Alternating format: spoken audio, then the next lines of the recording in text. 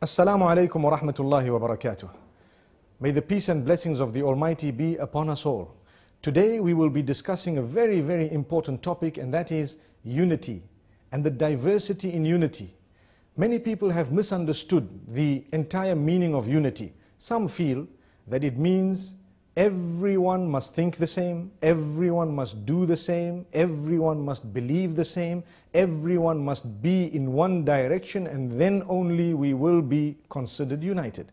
Whereas that is absolutely impossible. If we've ever thought of it, even within one family, two members of the same family cannot achieve that. Even husband and wife cannot achieve that. So what then is the meaning of unity? When we stand united, we have certain common goals, and we have certain common items we'd like to achieve, the goals, the objectives, and we work towards them. And these are broad objectives. The fact that we can tolerate each other, sometimes you may even have a person whom we can be united with, but his aims and objectives are slightly different to ours. And when we say united, we stand together, we respect each other, we do not harm each other, we tolerate each other, we can engage with each other in discussion, possibly even in debate. Nothing wrong with a respectful debate in order to learn and not in order to hate each other and to draw lines. However, when we have that common purpose, we need to know primarily we are human beings. We all have a nose, we all have eyes, and we all have the faculties that we do have. We are all in need of oxygen, and we would all suffer if that oxygen was taken away. We all need water, we need food, and this is why we need to cooperate. The Quran says, وَلَا تَنْسَوُا الْفَضْلَ بَيْنَكُمْ. Do not forget the virtue that you need to adopt between one another. There is a virtue. I respect you, you respect me. You have a person who's a doctor, another one who's a plumber, one who's a lawyer, and one who might be a scholar. Each one needs the other. So for example, if we have a bad relation with everyone who's not in our field, the day we get sick, we won't have a doctor who's connected to us. If I am sick at 2 in the morning, and because I've had a good relation with someone who was a doctor, I can pick up the phone and in 2 minutes he can be at my doorstep. Why? Because we are united. We have different fields totally, but we respect each other.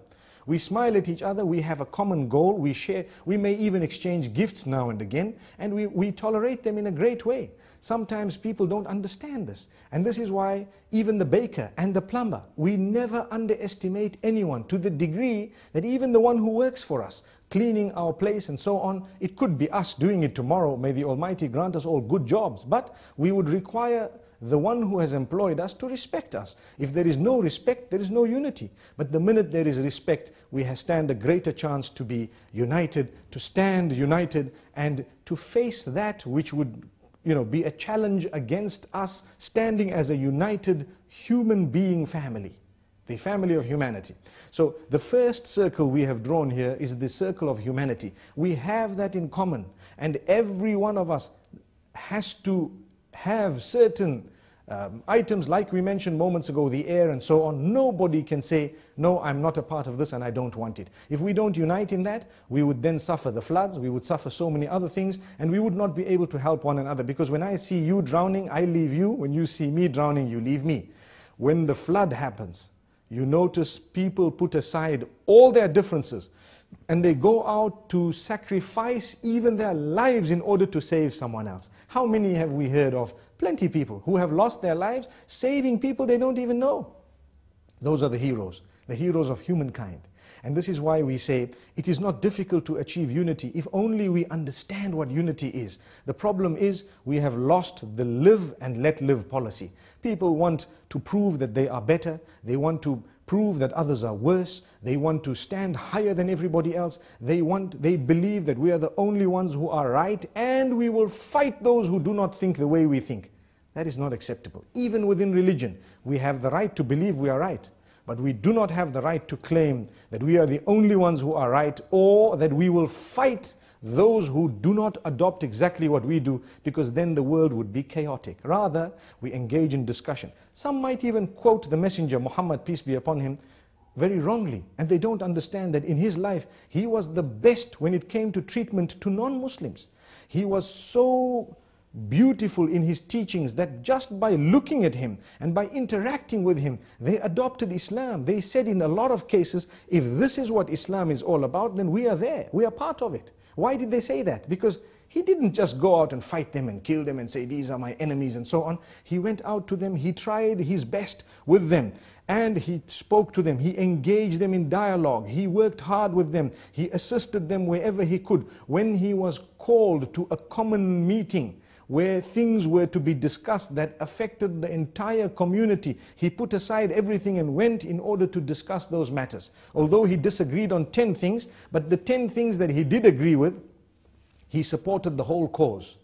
And this is amazing. It is the sunnah. It is the teaching of the blessed Prophet Muhammad, may peace be upon him. And for this reason, we have a lot to learn. And we need to interact with our neighbors, with those whom we mix with on a daily basis, even on the road and on the street. If we are intolerant, it will result in disunity. And it will result in hatred. And hatred, as you know, it splits people up. It splits them into pieces. But rather, when we are courteous on the road, when we have so much goodness, when we concentrate on the commonalities, and we can engage, as I said, and I'm repeating this, as I said, we can engage people when it comes to discussing matters, possibly of religion, or matters of politics, matters of various other issues that people have difference of opinion on. It does not mean that because you support a different party or you belong to a different group of beliefs that you are disunited with the rest. No. Maybe we have disagreements in 5 items, but if you look at what we agree on, there are another 1,000 things which we agree on, commonalities. And for this reason we call on not only ourselves but the globe at large. Let us unite. Let us tolerate each other. Let us appreciate each other's differences, the different cultures and traditions. For as long as they do not trample on the feet of others, we will allow that to pass and we will respect it and we will acknowledge it with open arms. And we expect the same, that we need to be also allowed the same freedoms that we would allow. And we ask the Almighty to open our doors. The topic of unity is great. I've only touched on a small part of it. The idea is to conscientize the masses, to say, it is not something impossible, but we need to understand what is meant by unity. I hope today's talk has put in a little bit of focus for us to concentrate on. Until we meet again, Assalamu alaikum wa rahmatullahi wa barakatuh.